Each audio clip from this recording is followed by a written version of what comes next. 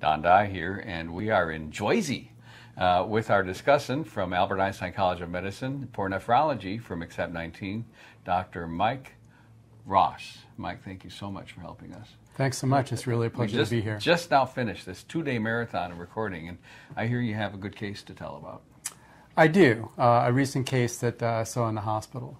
So this was a gentleman who was 38 years old, not much medical history, and had come in after a couple weeks of feeling pretty lousy at home, some fevers, some cough, a little difficulty breathing. Given the current world we live in, everybody thought it was probably going to be COVID, and his PCR test was negative 3 times over a 2-day period. Wow. But he had a pneumonia, a multifocal pneumonia in both lungs, and kidney failure. He had very severe kidney failure, actually required hemodialysis. Gee. So we worried about a pulmonary renal syndrome, but all the serologic workup was negative. He also had severe, he didn't have many cells in the urine, but he did have a lot of protein in the urine.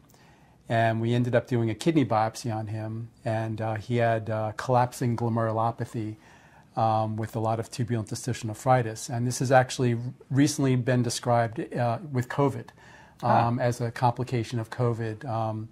And most likely what happened in this gentleman was he probably had had COVID at home, and by the time he came to the hospital, his PCR test had turned negative. Sure. And these cases of collapsing glomerulopathy causing kidney failure can happen sort of late after COVID occurs.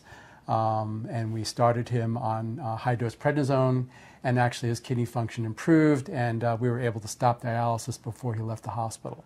Collapsing nephropathy. Collapsing glomerulopathy. Glomerulopathy. It's a type of focal segmental glomerulosclerosis. It's sort of within that family of the focal segmental glomerulosclerosis diagnoses. So do you see it in other infectious diseases? Or? So HIV-associated nephropathy can look very, very similar to that. In fact, if this person was HIV positive, he probably would have just been diagnosed with HIV-associated nephropathy. Wow. And some patients get, this is a type of focal sclerosis that you can get just without any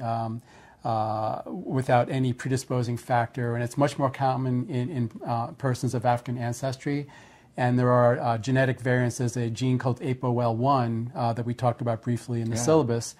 And we actually sent a genotype for this patient. His genetic test isn't back yet, but most patients with this particular diagnosis due to COVID ended up having high-risk APOL1 genotypes. So I suspect a lot of people have seen this without realizing what it was. Yeah, there have been several case series now just in the last few months reporting this particular diagnosis in patients after COVID-19 infection. Long COVID. Yeah. Well, thanks. That's really good. Thank you. Again, pleasure to be here. You betcha.